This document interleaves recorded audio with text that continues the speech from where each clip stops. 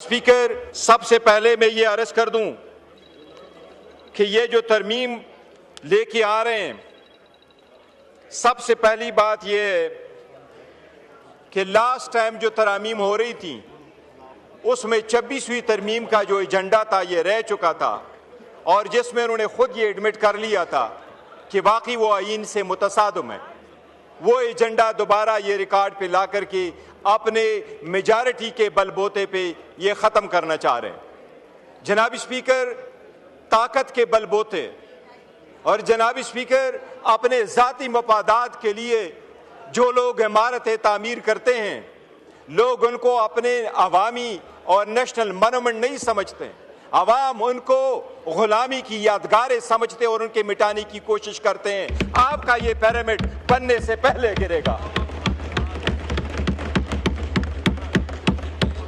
तारीख में पहली मर्तबा, दुनिया की तारीख में पहली मर्तबा एक न्यूक्लियर स्टेट के सरबरा बाहर मुल्क में बैठ के, बाकू में बैठ के वो अप्रूवल करा रहा है।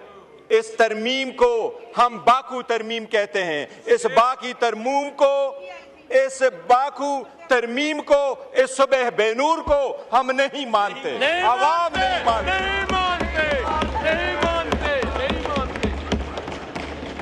जनाब स्पीकर, मुकद्दस जिम्मेदारी है, ऐवान कह रहा है, आईन कह रहा है, उसके इब्तिदाई अल्फाज प्रियम्बल के यही है। इब्तिदा के अल्फाज, आईन के इब्तिदाई अल्फाज यही है कि जब वोट उठाएंगे तो अपनी जिम्मेदारी ईमानदारी के साथ अवाम के लिए और जमहूरियत के लिए इस्तेमाल करेंगे।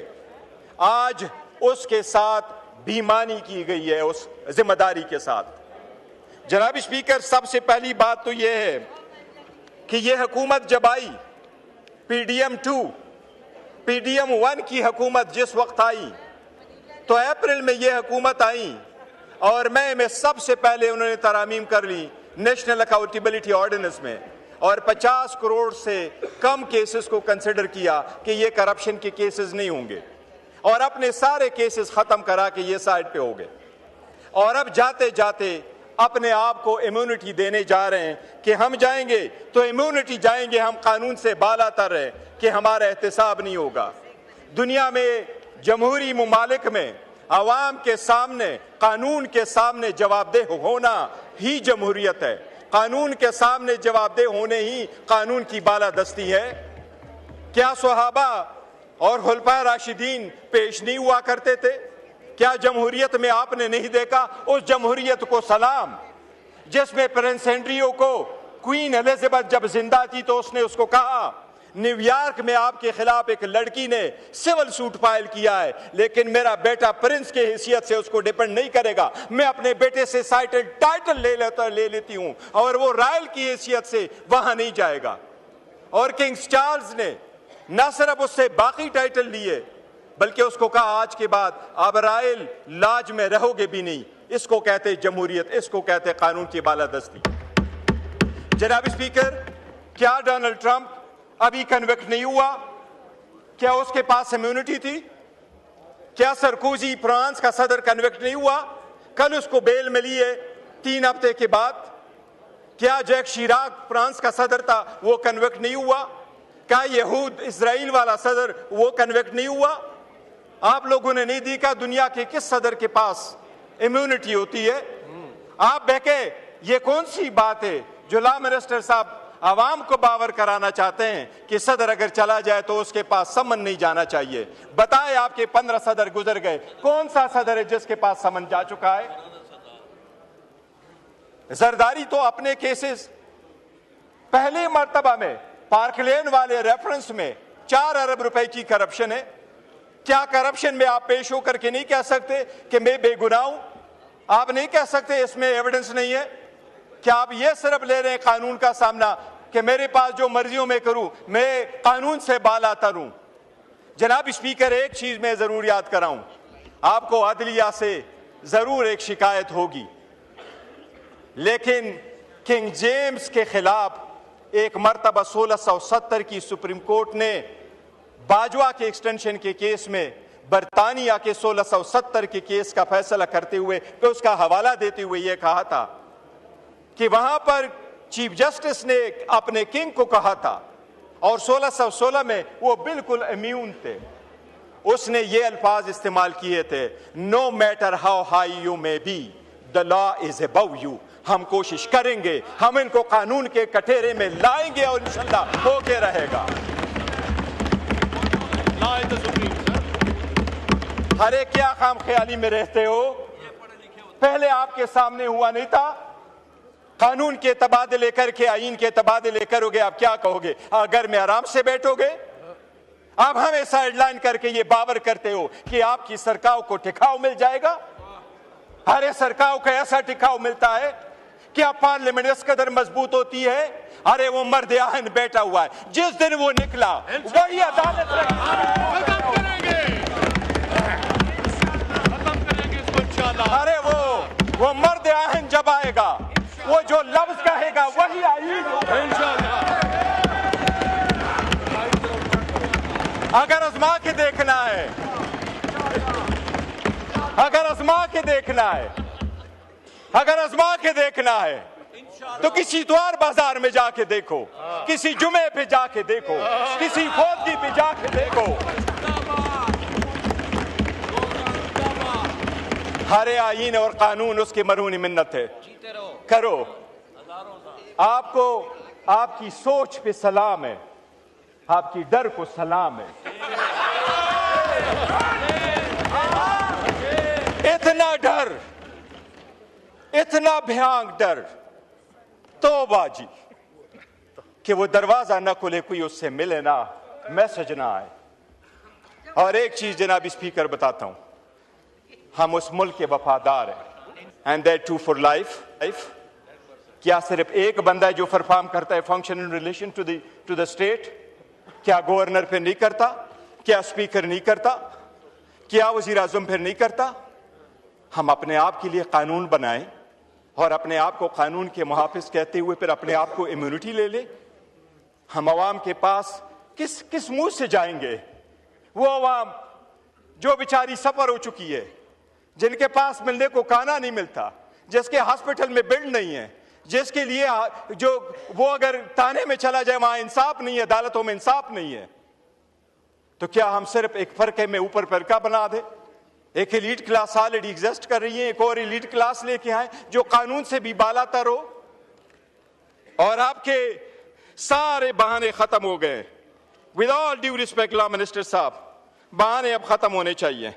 और बहाने ये थे कि जब हम पहली मर्तबा फेडरल कॉन्स्टिट्यूशनल कोड बनाने जा रहे थे तो आप लोगों ने हमें क्या कहा? आपने सुप्रीम कोर्ट की तादाद बढ़ाई, 16 जजेस थे, 33 जजेस पे लेके गए। आप 53 जजेस हाई कोर्ट और सुप्रीम कोर्टों में लेके आए। मैंने आपको 16 सितंबर में यहां कहा कि 56,000 केसेस सुप्रीम कोर्ट में पेंडिंग है। वो केस जिसके लिए आप फेडरल कॉन्स्टिट्यूशनल कोड बना रहे हैं, जिसको आपने प्रिसाइसली कहा कि वो आईनी मसाइल कहेंगे, वो सुप्रीम कोर्ट में आज भी फकत 148 केसेस है। बाकी केसेस आर्टिकल 184 के नहीं है, वो आर्टिकल 199 के आईनी मुकासद नहीं है। अगर 141 केसेस के लिए आप कॉन्स्टिट्यूशनल अदालत बना रहे हैं, ये सब उसके लिए नहीं बना रहे हैं। जनाब स्पीकर, आवाम के बुनियादी हकूक का हुकूमत के खिलाफ, हुकूमत की जद-ओ-कोब में जो लोग आ जाते हैं, उनके खिलाफ लोगों के पास एक किला होता है, अदलिया किला की हैसियत से ये उस किला को फतह करना चाह रहे हैं और अपनी मर्जी के पैसे ले लेना चाह रहे हैं। जनाब स्पीकर, मैं दो चीजों का बसद एहतराम अर्ज करूंगा। आज जब आपने तरमीम करने जा रहे हैं, आपने सेरेमोनियसली भी सुप्रीम कोर्ट को नहीं छोड़ा। आपने सुप्रीम कोर्ट ऑफ पाकिस्तान को खत्म किया, जो तो रहने दिया है, उसके हैसियत को आपने डिस्ट्रिक्ट कोर्ट के मुताबिक में किया। बस जनाब स्पीकर, मैं डायरेक्टली क्वेश्चन करूंगा लॉ मिनिस्टर साहब से कि आपने आर्टिकल 176 में तब्दीली क्यों की? आज के बाद पाकिस्तान से आपने हमेशा हमेशा के लिए चीफ जस्टिस ऑफ पाकिस्तान का टाइटल खत्म कर लिया। 100% आपने खत्म कर लिया।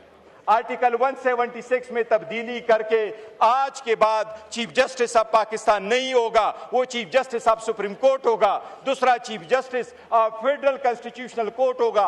आइंदा पूरी दुनिया जब भी कोई आइन से रिलेटेड, लॉ से रिलेटेड, रूल ऑफ लॉ से रिलेटेड, आईनी अदालतों से रिलेटेड दुनिया में कभी कोई कन्वेंशन होगा, पाकिस्तान की नुमाइंदगी नहीं होगी, क्योंकि पाकिस्तान के साथ पाकिस्तान का चीफ जस्टिस नहीं रहा। इतना बड़ा जुल्म ना करो, वो वापस कर दो। आपने उसको डिस्ट्रिक्ट जज छोड़ दिया, लेकिन आपने सुप्रीम कोर्ट ऑफ पाकिस्तान, बताओ इस अदालत को कौन से आर्टिकल में जिसमें आपने ये रखा है ये कि there is a chief justice of Pakistan. Chief justice of Pakistan खत्म हो गया जनाब स्पीकर, chief justice of supreme court रह गया। आपकी कौन नुमाइंदगी करेगा इंटरनेशनल वर्ल्ड में? जहां तक आप फेडरल कॉन्स्टिट्यूशनल कोर्ट लेके आ रहे हैं जनाब स्पीकर साहब, मिनटों के हिसाब से होता है। आप अगर chief justice federal constitutional court बनाने जा रहे हैं तो आपने प्रोवाइड किया कि प्राइम मिनिस्टर उसका पहला चीफ जस्टिस लगाएगा और प्राइम मिनिस्टर उनके जजेस लगाएगा, और वो जजेस 68 ईयर्स तक होंगे, unless and until they are 68 years old. अगर आप पहला बेच रखते हैं, सेकंड बेच कब आएगा? इसलिए आप पिक एंड चूज कर रहे हैं। ये प्रोसेस भी सरासर गलत है।